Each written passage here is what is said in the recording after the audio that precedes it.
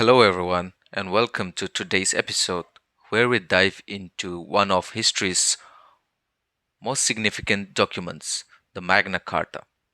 This charter, born out of conflict, still resonates with us today, influencing everything from legal systems to democratic principles worldwide. Let's take a closer look at how it all began, what it contains, and why it matters. In 1066, William the Conqueror, Duke of Normandy, defeated King Harold II at the Battle of Hastings. After his victory, William became King of England and completely transformed the country's governance. Through feudalism, a system where the king granted land to his nobles in exchange for military service, William centralized power. His system tightly controlled the land and resources of England, which would sow the seeds of discontent in the centuries to come.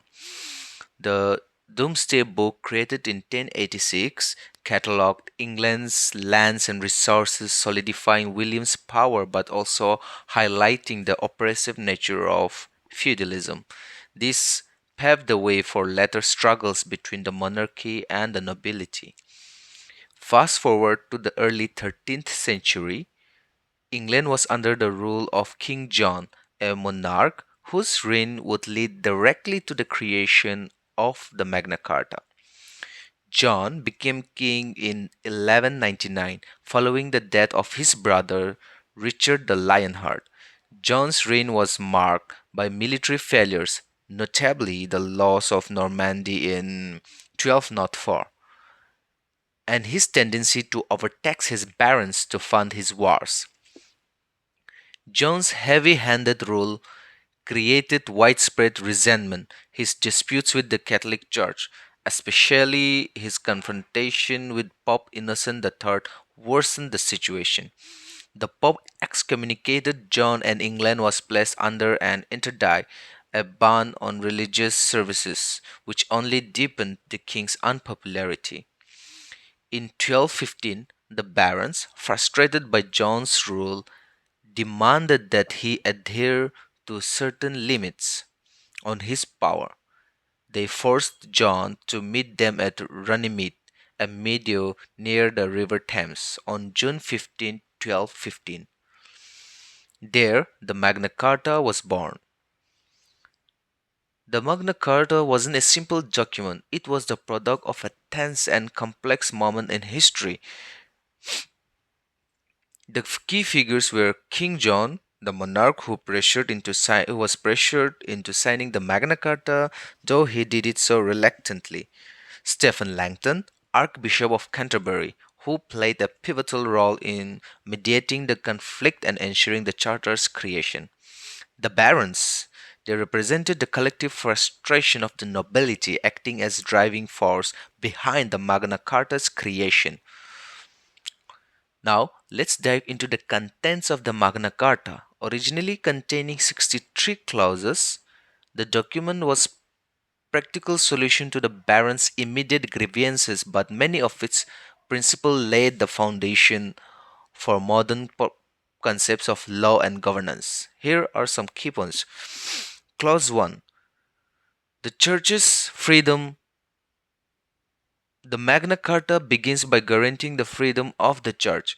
This was a direct response to King John's earlier conflicts with the church, particularly his dispute with Pope Innocent III. The charter ensured that the church would not be subjected to royal interference in spiritual matters. Clause 9. Right to inheritance. This clause protected the right to inheritance, ensuring that the estates of the deceased nobles would be passed on according to the will of the deceased without unjust interference from the king or the other authorities. Clause 12. Taxation with representation. Perhaps one of the most revolutionary aspects of the Magna Carta was the assertion that taxation could not be imposed without the consent of kingdom's council. This marked an early step toward what would eventually become parliamentary democracy, where the people, or at least their representatives, would have a say in how they were governed.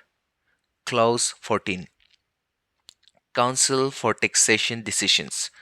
This clause extended the concept of consent by establishing that no taxes or feudal dues could be levied without the agreement of the barons.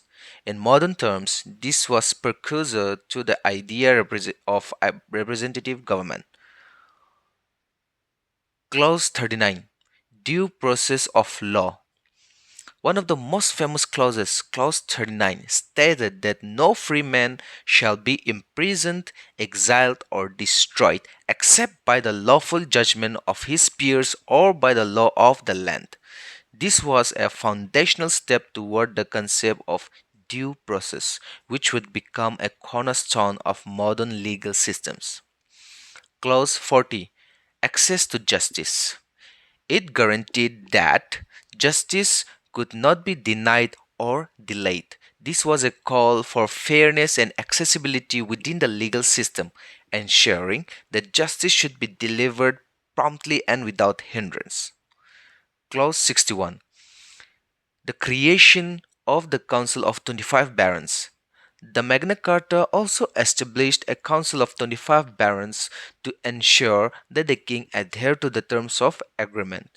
This was an early form of check and balance system where the king's power would be monitored by a body of elected officials.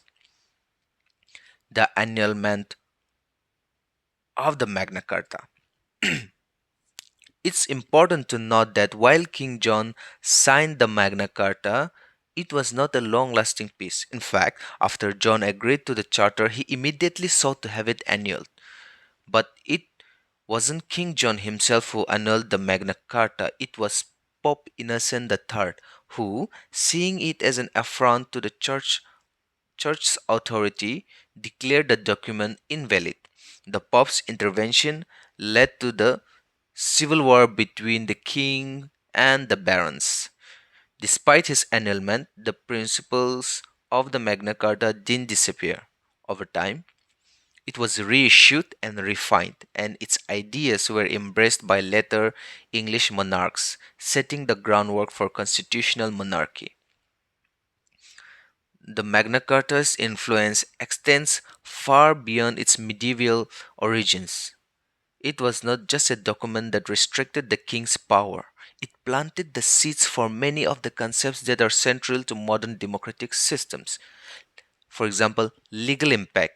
The Magna Carta directly influenced legal documents like the United States Constitution and the Bill of Rights, which enshrined protections for individual rights and established the framework for limited government.